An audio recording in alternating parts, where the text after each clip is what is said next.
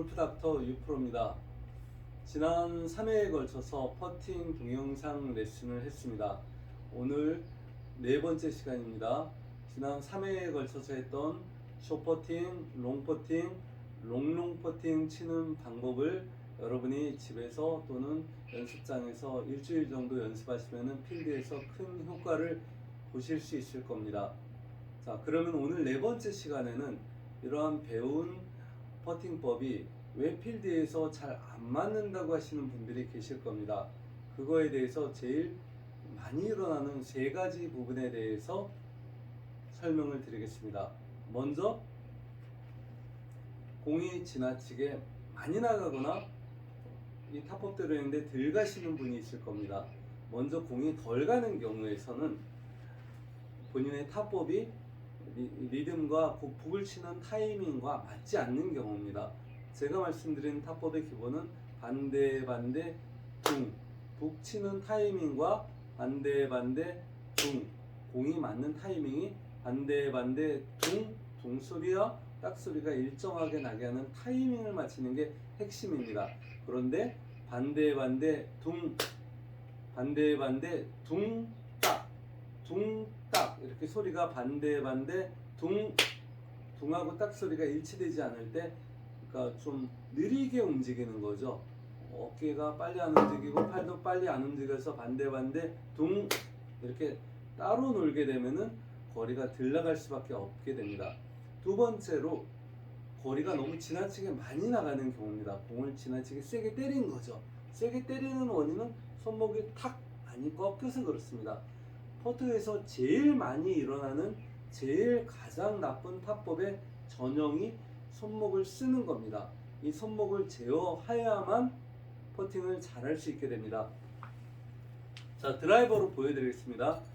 드라이버를 왼쪽 팔뚝, 상박, 하박 전부 다 이렇게 붙이세요. 붙이신 다음에 손은 샤프트 부분을 잡고 퍼팅 그립으로 잡습니다. 보통 퍼팅을 손목을 많이 쓰는 분은 반대 둥 했을 때, 반대 둥 했을 때 왼쪽에 붙어있던 샤프트가 반대 둥 오른쪽으로, 오른쪽 팔뚝으로 이동하게 됩니다. 반대 둥을 해보시면서 내 샤프트가 왼쪽에서 오른쪽으로 이동되시는 분은 손목을 많이 쓰게 되는 겁니다. 손목을 안 쓰고 하는 연습을 해야 됩니다.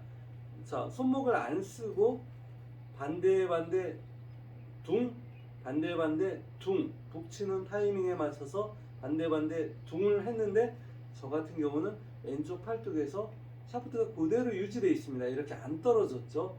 이런 연습을 한 10분 정도 꾸준히 해보세요. 자, 다시 한번 해보겠습니다. 반대 둥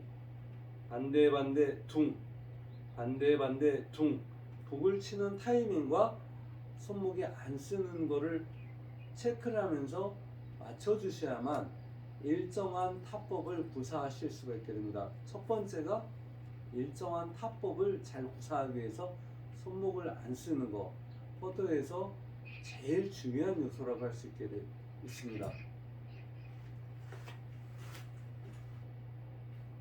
자, 다음 두 번째 요소를 말씀드리겠습니다. 두 번째는 헤드업에 관련된 문제입니다. 퍼팅을 몇 년을 하셔도 공을 칠 때 공이 나가는 방향을 보기 위해서, 자, 공을 칠 때 공을 딱 치는 순간에 머리가 따라 나가시는 분이 있고요. 공을 치고 나서 분명히 칠 때까지는 머리를 안 들었는데도 치고 나서 보는 과정에서 몸이 따라가는, 이것까지도 공이 정확히 맞히고 잘 굴러가는데 영향을 미칩니다.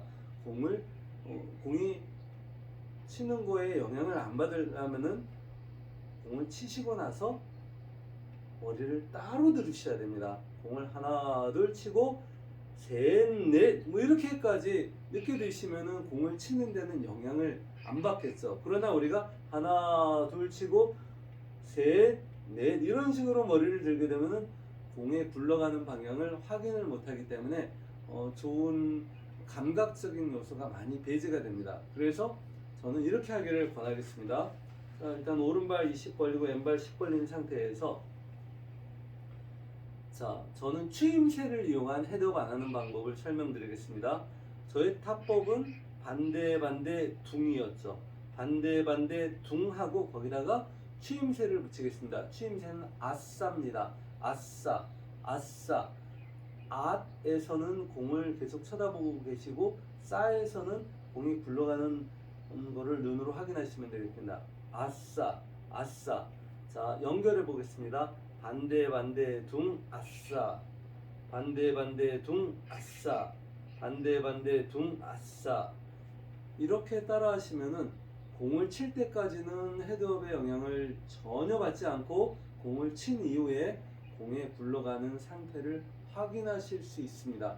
이렇게 돼서 감각과 정확성을 동시에 갖추실 수 있게 됩니다. 이러한 반대 반대 둥 아싸 이런 형태로 헤드업을 제어하는 방법은 2년 동안 3년 동안 노력해도 헤드업에서 벗어나지 못했던 분들을 단 10분 만에 헤드업을 안 하게 하실 수가 있게 됩니다.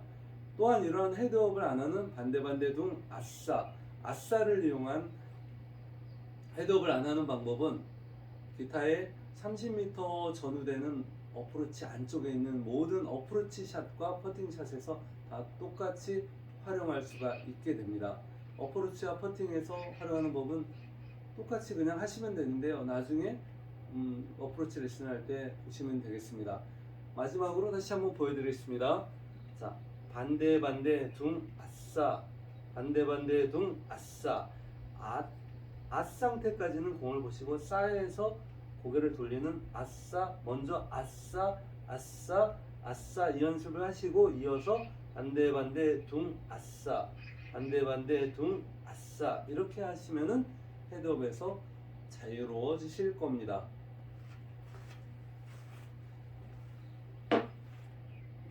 자, 세 번째는 저한테 배운 상태로 한 걸음당 2cm씩 걸어서 거리 조절법을 배우셨는데요. 어떤 분들은 거리가 너무 많이 간다, 너무 적게 간다 이렇게 말하시는 분이 있습니다.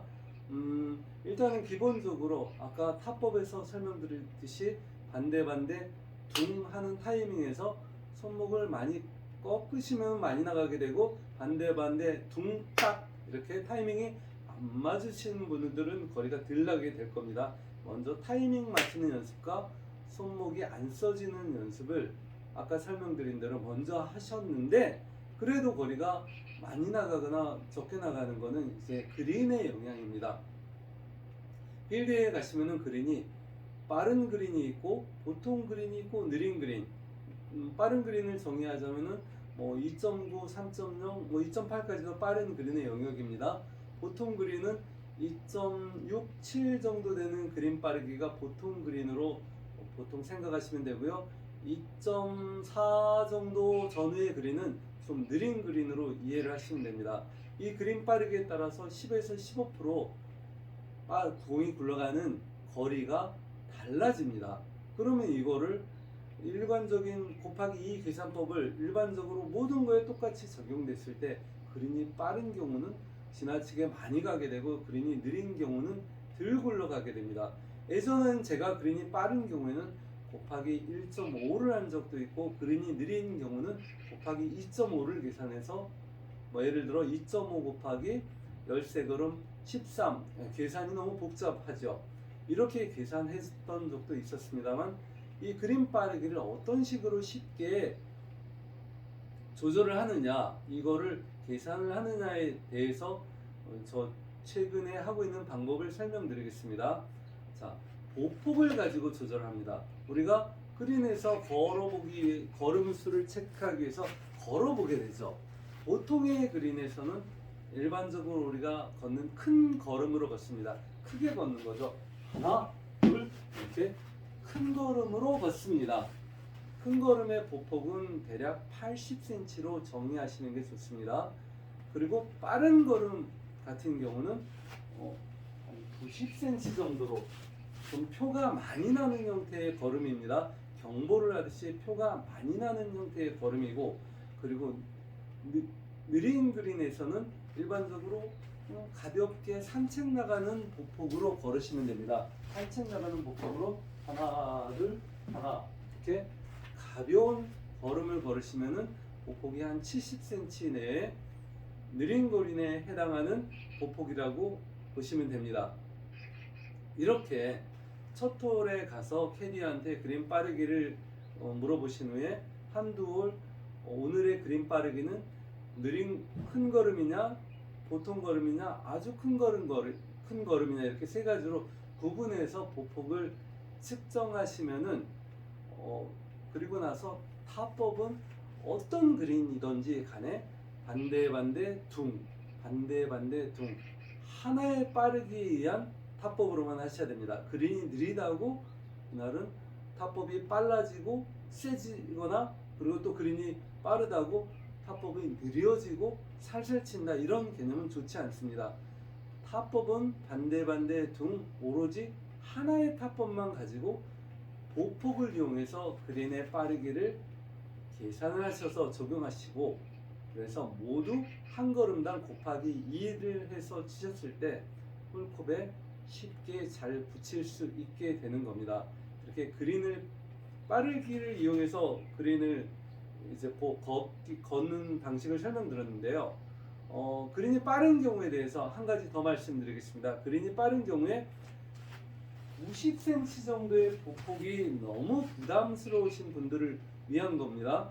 그런 경우에는 저 같은 경우는 그린이 뭐 더 빠른다든지 90cm 이상 걸어야 된다든지 하는 경우는 이렇게 합니다.